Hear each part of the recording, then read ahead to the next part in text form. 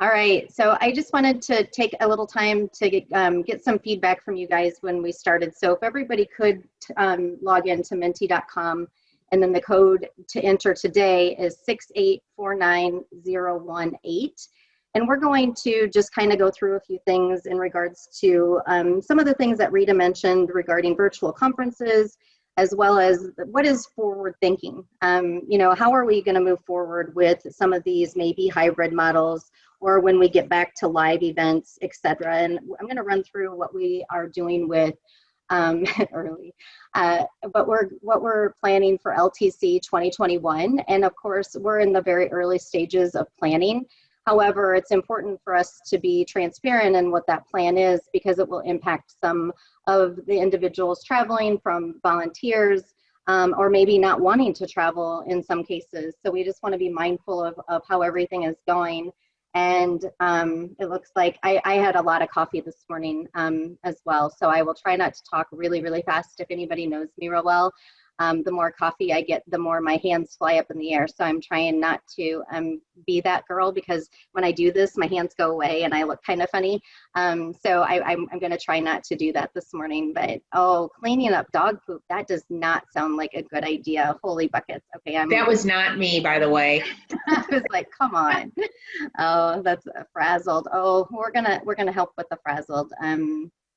I wish my kids could go to school. Like, they're still home doing virtual school, and we compete for internet, you know, internet bandwidth. My son came out and he's like, "Are you going to be on that meeting all day again today?" And I said, "Yeah, I am actually. And I'll start before you so I can make sure that I capture all the bandwidth before you get on." And he was so excited. So, all right. So where are you coming from today? Chapter, region, I know that we have a lot of people with us, but we're kind of curious to see where everybody is located today. And I know that Pilar is in the mountains again, according to her picture. She was by water earlier this morning, and I was really jealous because it looked amazing. And then she reminded me that it was after an annual conference that she attended and was the course coordinator. And then that, you know, kind of made us even reflect on a few other things about course coordinators and how bad our feet hurt, et cetera, at the annual conference. Fall President's meeting isn't as bad for, you know, I don't have to have an extra suitcase for shoes, but wow, we've got a lot of places. Awesome. Got representation from almost every region, it looks like. Oh, I think we do now. Awesome. I'm gonna wait just a minute because it looks like things are still flying in. I'm a happy clicker too. I click really fast. Ask Jenna. She loves when I click on things and make things go away. And then I'm like, "Why has this gone away?" She's like, "Would you quit clicking?" Get your finger away from the clicker. Awesome. All right. So now, what shared service solutions would be beneficial? And I know that Joe mentioned a few things in his opening session yesterday. And, you know, we have been listening for a long time. And Chapters 2.0, you know, the Administrative Support Task Force really kind of looked at a lot of the admin burden. So, you know, trying to lift those things up and, you know, see what the association could support maybe more efficiently, and even from a fiscal responsibility type, you know, thing, we need to be more mindful of that. So just kind of capturing some of these things: hotel contracting, Menti, Zoom, virtual programming, social media. We're going to cover some of this: event websites, contracting, technology platforms, event support for Zoom. And you know what? Somebody asked us yesterday to Zoom on Zoom. So we're actually going to play off of that. So we will be doing a Zoom on Zoom recording. I think Erica has already got it on my calendar for tomorrow. So we are going to do a quick tutorial for everybody on Zoom, but I will encourage you, if you have questions. I did a lot of YouTube videos, and my attention span is about a 2-minute video, maybe 3 minutes if you're lucky. And so there's quite a bit of information out there: how to do breakout rooms, how to manage meetings, should you use a meeting or a webinar, you know, just a lot of the functionality on the back end. But please know that your chapter relations team, all of us, are very well versed in Zoom, but we will put something together on Zoom here in the next week or so. So virtual broadcast team hybrid virtual live. that is an awesome idea. And I have some resources that we're going to be sharing here in a minute. Website admin, contracting, speaker, website management, event. Okay, these are all awesome. Thank you for providing that. So now rank the following for immediate support. And these are the things that have come out of either conversations at the Regional Executive Council meeting and or you know, talking with chapter leaders and the main pain points of website management.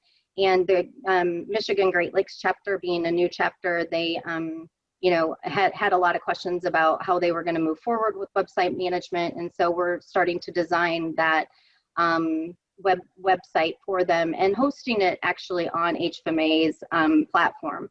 With that being said, we know that there's different levels of websites. So we might be, and I always use cars as my versions of the website, only because I like to say, like, you know, Tesla is probably the top of the line. And then I always throw out Pinto. And if you're younger, you might not know what that is, but back in the day, that's where you didn't want your parents taking you to school in that car. So whatever that car was when you were growing up, you know, that's the car that is. And it's just a basic version. It gets you where you need to go, but it's not hard to maintain. The Tesla version would be, is there blogs and videos and, you know, different things that they can interact with. Is there an SSO involved, etc. So SSO is single sign-on, where they would have to validate their membership or their something along that line. So event, webinar support, website management, technology. All right, I think that is everybody in? I'll give just a second. It looks like we have a few more people. So that is awesome, and we are aligning in that way. So I know that Rita asked if everybody has, you know, what kind of you're moving forward with live events, virtual events, or hybrid model. So I'm kind of curious who has a contract to do, you know, have a facility, because in 2020 we've had really good success at getting out of the contracts due to the pandemic. In 2021, unless we have a, you know, uptick in another wave of cases, we're probably not going to be as successful getting out of some of these hotel contracts, because the you know, hotels are going to be wanting to make up some of that revenue. So with that being said, you know, Rita mentioned that we're not going to be holding the revenue or the annual conference with as many people. As you can imagine, we've had that contract for a very long time. That contract's been in place for years. And so we are looking to renegotiate contracts to reduce the spend at the hotels. And that's kind of why I asked this question, is because how do you manage that? And we've been working with the Swan and Dolphin in Orlando for LTC, and I'm going to share some diagrams here in a minute to kind of show you how we're working with the hotel to kind of come to that win-win situation for us to reduce what our spend is for food and beverage, and even from a room block perspective, as well as, you know, them not losing complete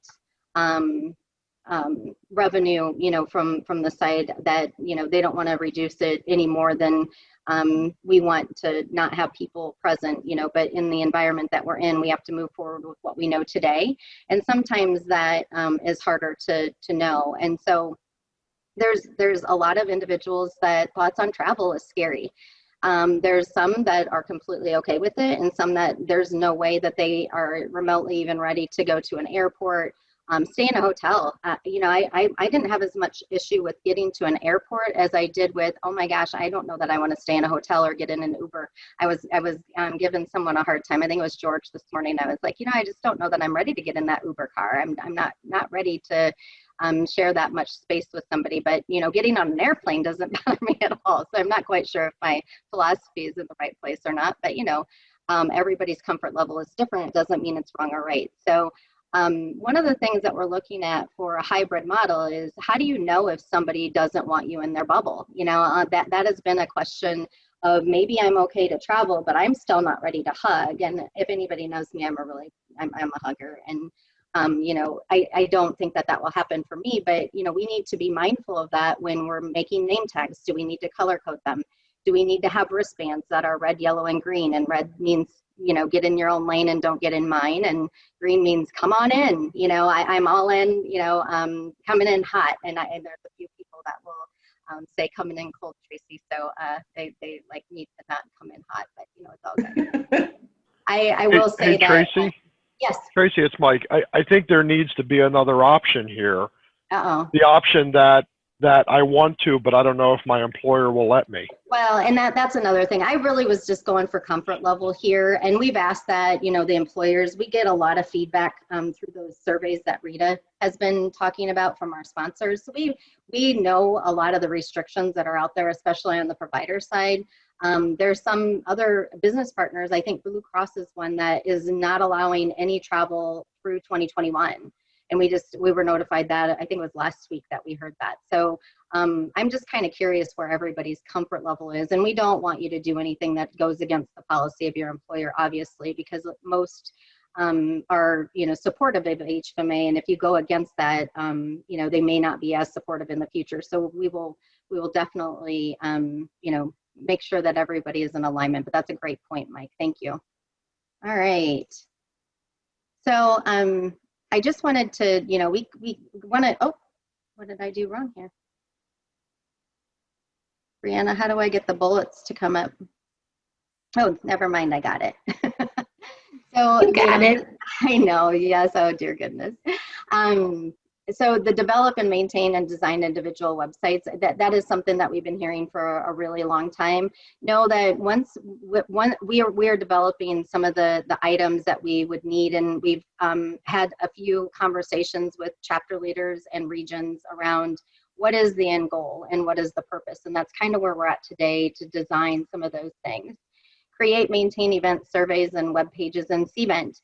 One of the biggest challenges since we went to the registration of, the combined or centralized area is training people annually is not ideal. And you barely get to know what you're doing, and then you're trying to pass the baton. Similar to other, when you're going up in the ranks of an officer, you really don't know what you're supposed to be doing until you're almost done. And then you're like, oh, that was fun for the 3 to 6 months that I actually knew what I was doing. And then, you're moving on to the next step. And Cvent is not one that is easy to it's not easy to pivot into that, oh, I finally learned it and now it's somebody else's turn to manage it. And that is one thing that I think we have a huge opportunity to start supporting at a better level than what is consistent. The event planning and execution, I was, watching all that, contracting hotels, speakers, planning the live event. That live event now looks hybrid, and Rita, alluded to that for the annual conference, but we're also going to be hybrid for LTC, and we'll review that here in just a minute. Host and promote webinars, speakers, Zoom, WebEx connections, etc. We have been working with Region 11, and Ramona, I may call on you just to share just real briefly the experience that Region 11 has had, but we are helping them promote, setting up Cvent, the marketing, working with the speakers and setting up that, and then executing Zoom the day of the event. Ramona, do you mind sharing just a few words?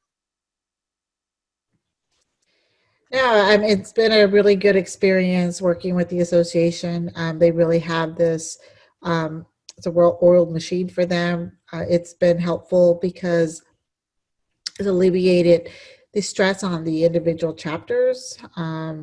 It's been a stressful year, and so being able to have them help us with the marketing and the communications has been very, very helpful. So and then the day of the event, having them host it has been just a breeze, just because we acknowledge all of our sponsors. They work with the speaker. All we have to do is give them the speaker and the content, and then do the introduction, and they take it from there. And then working with doing a dry run before the event, and then the day of, just preparing and such. So everything's been really, really easy and smooth. So. Well, thank you. Thank you for that. So Joe mentioned membership data management yesterday, and it's currently not automated.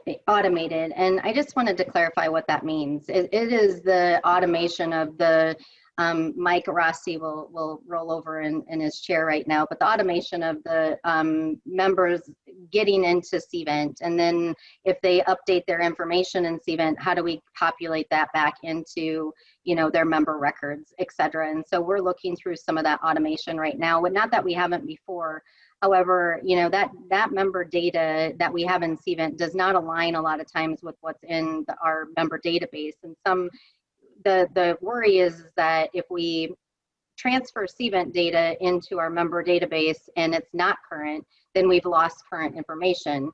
Or vice versa, if they haven't updated their profile and we populate that into Cvent, then we lose that information there. So we're trying to figure out what the best unique identifier is. In Cvent, it's the email, and in Salesforce, which is who we use for our member database, is a member ID number. So we're working through that right now. And accounting was the lowest one on our ranking list. So we'll navigate through that. I wanted to just mention marketing and communications, because that was one thing that came up during one of our council meetings, is that the REs were real interested in having chapter relations put together their social media post and having, you know, the same kind of branding. And so for membership spotlights and maybe some recognition for sponsors, even from past presidents, and just kind of aligning in Northern California and Arizona and Nevada and a lot of other chapters. I'm in Georgia, and I can't name them all off the top of my head, do a really, really good job. And then, you know, if you don't have somebody that has that skill set, we would be willing to take that on for you. So I just wanted to make sure that that was well known. I know that we've done some president messages for the Michigan Great Lakes chapter and a couple others as well. So if there's anything that you need, please don't hesitate to reach out to your chapter relations team for that. And with that being said, I'm going to move into sharing more of the granular details of how we're managing the process for LTC. So LTC for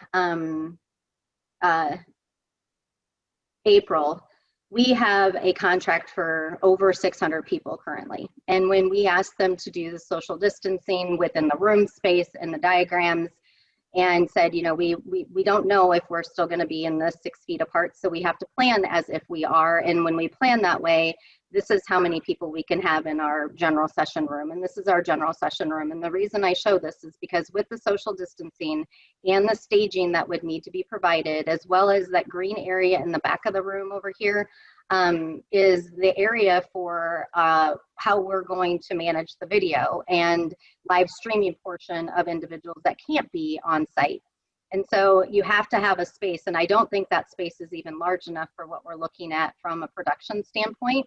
However, it was a start. And so this is how our conversation started with the hotel and renegotiating our contract. As you can see, there's 202 people that fit in this room. Of before we had social distancing, we could fit up to 700.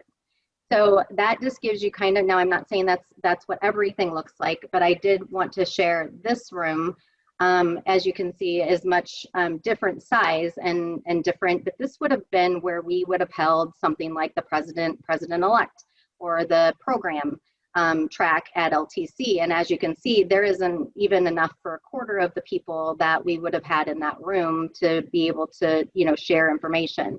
And then this room is even smaller, and this would be 2 rooms that we could have combined and had one of those sessions. But because of the way the layout is of the room and where the doors are, it doesn't allow for that same spacing to happen, because those doors can't be closed and you have to have them open because of fire codes, etc. So you couldn't have the staging or the, you know, the projector in some of that area where that service door is, and or where the doors are opening in the counter.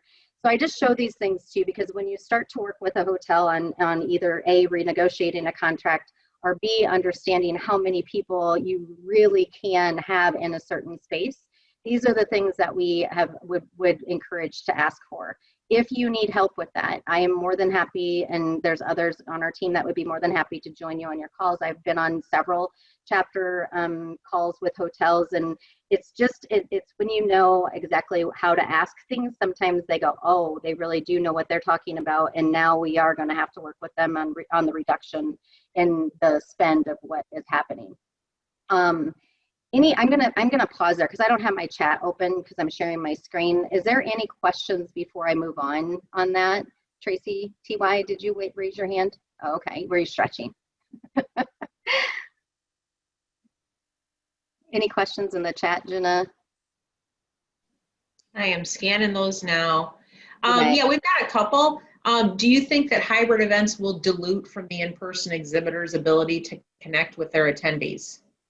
So that's a great question. We are working through some of how do we connect them virtually and on site. So that's a good segue. We'll just go. I wasn't really ready for this, but this is and I was in here earlier. This is Crowd Compass at its fullest potential. And so we asked Cvent for their sales demo because I'm like, I don't have time to build this and you have it already, so I want access to it. We won't have access to this forever, but I just wanted to show this to you because this is an idea of how you can connect them in a virtual atmosphere. They can put their Zoom links in here and they can set up their own meetings with individuals. We also use we're also using Zoom for our executive connections, and we will continue that even when we're on site. So there's a lot of details that go behind that we're still trying to, navigate through all of the what ifs and how do we, make sure that the return on investment is there, especially when we get people on site. And then we have, the virtual component. So the timing will definitely be interesting just because we'll need to make sure that the executive connections, if we have those, that the virtual ones are set up at a certain time, and then the live ones, if we can have, a big round table with a couple people at it with the social distancing that applies, all of those things kind of go together. So did that answer the question? We're still trying to figure it out on our end. We will definitely have the same available for the virtual experience as we do for the live experience. And let me just mention something on here is thinking about networking. And somebody asked me yesterday, what is it that all is entailed to be able to broadcast something like this from like LTC. It's very minimal, and Jeff and Michelle are going to be doing a live streaming presentation after, here in just a little bit, but they put together a really good program, or really good presentation for LTC, but it was basically how do you take your live event and live stream it to others, and it's really no different than what we're looking at from a hybrid approach. The technology that is needed to do that is two different things. So you have to have your equipment. You have to have a camcorder, the lab that goes into the laptop, and then the connection between the camera and the laptop, and then you're streaming on Zoom. So Zoom actually is a connection that you can connect to your YouTube channel. I think you have a Facebook Live option. We don't recommend that as much as like YouTube, because you can have a private channel on YouTube and then it's just live streamed through there. And so there isn't a whole lot of lift if you are using like WebEx. They have the same type of ability to live stream anything that is on similar to what we're doing today. If we were live, we would just be broadcasting with a camera in the back of the room, and everybody would be seeing what was being delivered live. So I'm gonna kind of go back to my diagram here just for a second. When we're on site at LTC today, our plan is to not have individuals move out of their room. So, I mean, of course, to go, on a break and that type of thing, but you will have your own space. Like once you get there, your space for all day Monday is going to be your space for all day Monday. If the general session is in a different room or somebody's speaking in a different room, you'll have the same streaming in that room that the people at home are experiencing. The reason that we're going that route is because we really don't know where, flu season will be just kind of, ending. We still have some things to get through with school. You know, we really don't know where we're going to be in alignment. Florida is not going to be one that will let us out of our contract. They have already had meetings for 200 people, 250 people within the last few months, and they feel have been successful. And so to get out of this, you know, is probably not going to happen. So we're moving forward as if we're going to have that many people on site. And then, you know, we have to be able to have that same experience on the day that we're there, you know. So networking is one that I think the production is a little bit different. So we're looking at a 360 angle camera that could scan the room. So if we're in a networking, you know, area that is social distance, we want to be able to share, you know, what everybody's doing, but we also want to see them. And so that's the component where, you know, we want to be able to see everybody that's at home too. And what can we do that's all together, that they're contributing to either, you know, a team activity. And there's a few things that we're kicking around. We don't have all the answers yet, but that's kind of where we're at with everything, you know, everything that we're planning today with where we're at with the hotel. So I will pause again before I move on, because I'm going to move on from LTC into some of the other things that we wanted to cover today. Any questions? Yep. There was a follow-up question. Okay. That I thought, since you were talking about, or you were showing the Crowd Compass, is Crowd Compass affordable at the local chapter level, or is it at something that we could utilize from the association? So great question. So our contract with Cvent, so Crowd Compass is part of Cvent, and we have so many apps already built into our contract. So we wanted to be able to get a reduced cost for those apps, you know, when we renegotiated our contract a few years ago with Cvent. So we included the apps in our contract. So the association has those available for the chapters and regions. We will build them for you at this point. If you have an event that you want to use this atmosphere for, we will take that responsibility. We've done it for, we're doing it for Florida right now. We're doing it for Region 2. We've offered it to other regions that are moving forward with maybe either a virtual or hybrid event. But we don't, you know, the way to navigate the back end of Crowd Compass isn't, well, you can imagine it's just not easy or intuitive. So if you have somebody that has a marketing background on your team, awesome, and they would probably be great. However, you know, we eat and breathe this. Well, I don't, but there are others that eat and breathe. I know more than I want to at this point, but please let us take that heavy lift. So I will tell you, we've been looking at, because of 2020, you know, kind of where we're at, we have a lot available still, because we haven't had live events where we had that event app that was needed for regional conferences, multi-chapter conferences, you know, spring conferences, just different things that it's always been utilized for. So we are going to have a discount available for everybody through the end of 2020. I say that because if you let us know before the end of 2020 that you even want to use it in 2020, 2021, in 2020, I can't talk right now, 2021. I know, right? Yeah. I knew I said too many 20s. So if you want to utilize that app in, you know, 2021, we can give you that same pricing. So today, if like before today, the contract is right around $1,500, and I don't have the exact amount for each event app. Now, I will tell you that I'm still working with Bill and on the cost for this, but I'm going to tell you it's probably going to be right around $1,250, $1,225, somewhere around there for each event, and by the end of 2020 if we know about the event. And again, we will help you build that on our end. With this, if the registration from Cvent, all your event data, everything from sessions to attendees, all that stuff is synced with Cvent. So none of those things have to be built. This, like about the event, actually comes over from Cvent in your event information. These extra things down here, that needs to be created on the Crowd Compass side. And so when you look at all the things that are available, the biggest things like the virtual library, I think is one of the things that is useful, only because this is something that you can you can create, and people can come here, hover over this. If I click, I can see everything that's going on in this specific section. So if I have an expo hall and I'm on site and virtual, I can see whoever is in the expo hall. You can design this however you want. If you want to have your sessions here, if you want to have a lounge, and they can click on here and go to a Zoom link if they're virtual. There's just different things within this virtual lobby that we didn't utilize for Fall President's Meeting. The other thing that I want to just point out is there's a survey that if you wanted to have an event or a specific survey for like a business partner that is higher level sponsorship and they want to ask certain questions of the attendees, you can run it through here and not necessarily an event feedback or a session feedback survey. This is specific to, surveys, and then they would be sent out from a notification standpoint.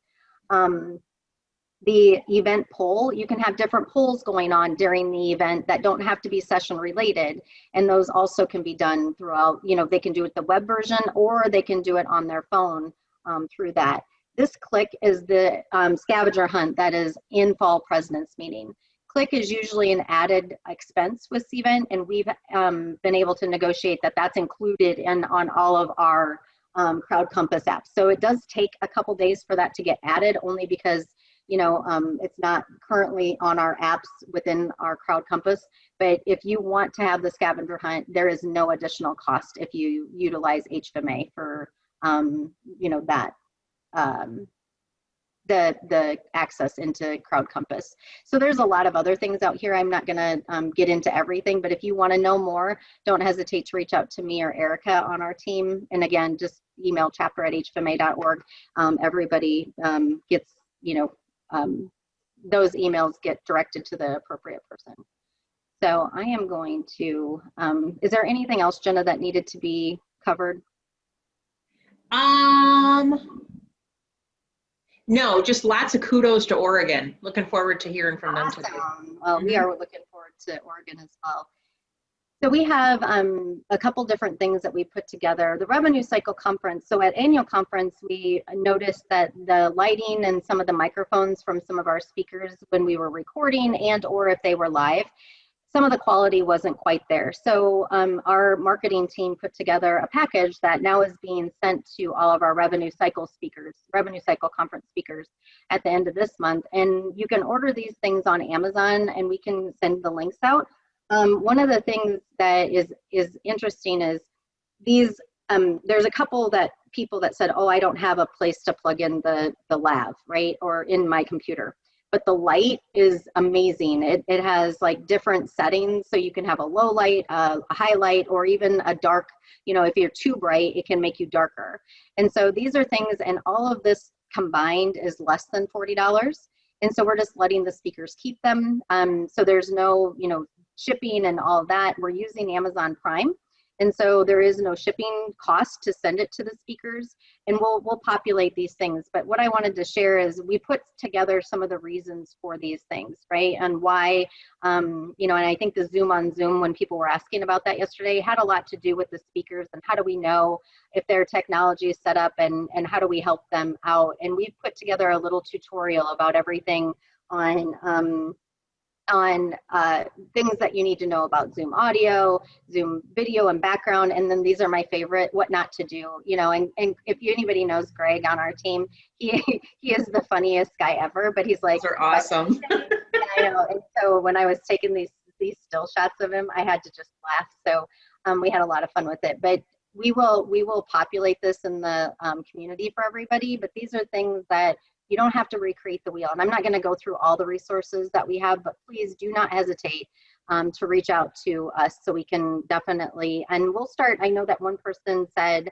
that we don't know what we don't know, and you guys know so much. So how do we know what we don't know and and the best thing is we're trying to communicate as quickly as possible, but things are changing so rapidly that sometimes we think that, oh, we've shared that, but we really, we probably shared it back in April, and really is it relevant now? No. And so what we're going to do is we have these chapter relations touch bases once a month, and every month there seems like there's more people that are joining.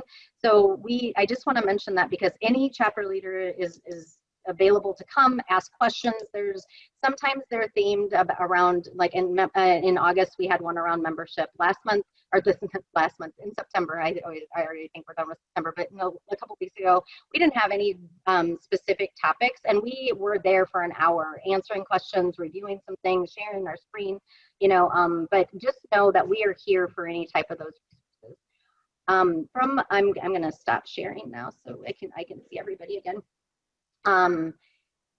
So with that being said, I know that that's a lot of information, and from the support standpoint, if you need help with webinars or events or setup in Cvent, please don't just reach out to us.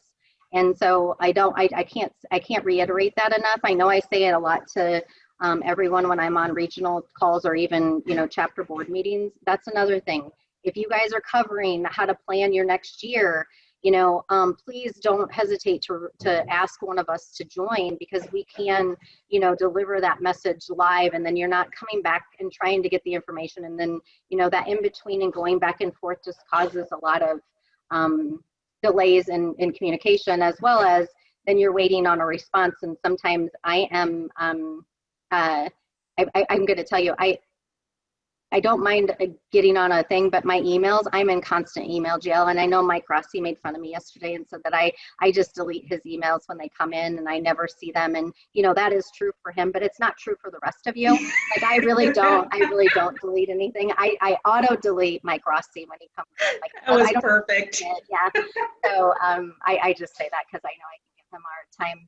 But I don't know, are there any other questions that I can answer before? I don't know how long I even had to talk. I just no, but you should read the chat. Oh dear goodness.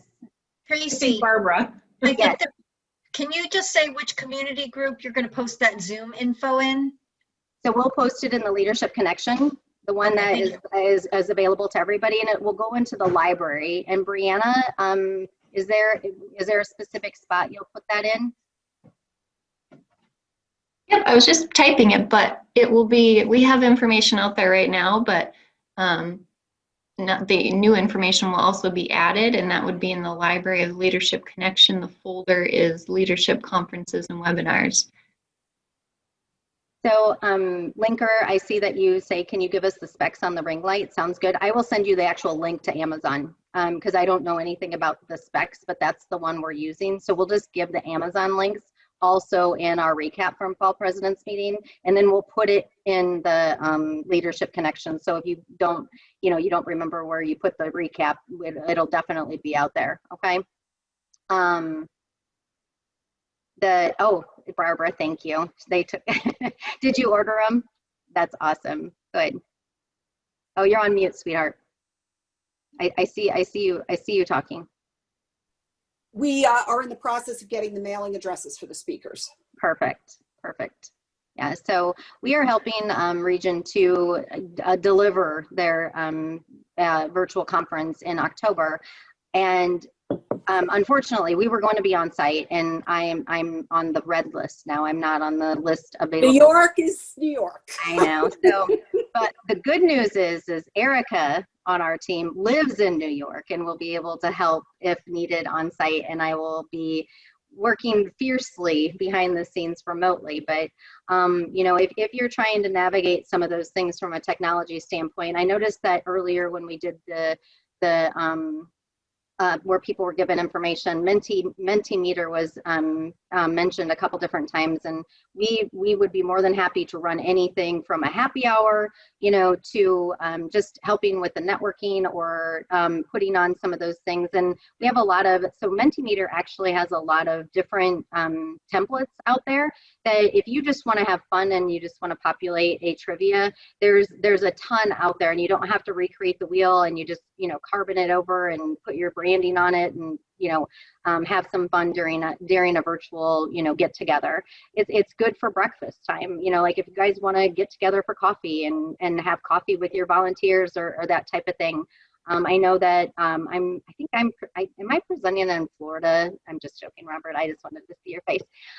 So when I present in Florida, I'm gonna use some of the tools that we're using, just because I think the interactive part of it is so important. And when we started, moving from one, live to virtual, we had to learn how to keep the engagement. And at first we were not good at it. I'll just be honest. We were doing status quo, and maybe we're getting a C plus, but we had a lot of improvement to make. Now I feel like we're more in that average B range, but we still have a lot of improvement. But in this atmosphere, I've been telling my kids, sometimes you're going to get that B and it's okay. And even if you get a C, we'll make it through it. That is not something that we need to stress about right now.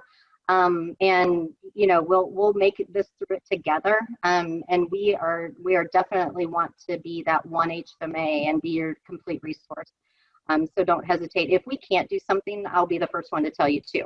The virtual exhibit hall, I think Florida called me, I don't know how many times. Are you sure we can't? Are you sure that we shouldn't be looking at this? And I'm like, well, for $20,000 to $50,000 for an event, I'm not sure that's really going to be where we can be right now. And so we looked at things, and we demoed a few back and forth. And I think that we finally landed on, Florida's going to try the Crowd Compass. And then CVent also has a new virtual platform that they are just starting with.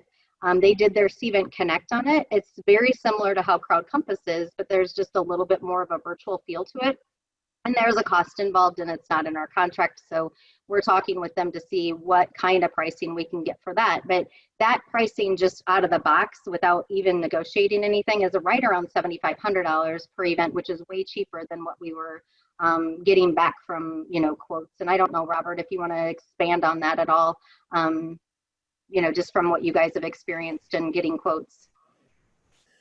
Yeah, so what we've learned is if there's anything that needs to do with HFMA, we should go to HFMA first, because they probably have the same issues that we have. So we were just trying to replicate that in-person experience, obviously in a virtual environment. So looking at what was out there, and the price points were just not for us as a chapter. So thank you, Tracy.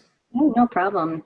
So there was a question that said, so the association will run Menti for us, or do we need to get our own subscription? And the answer is, we will run it for you. You don't have to get your own subscription.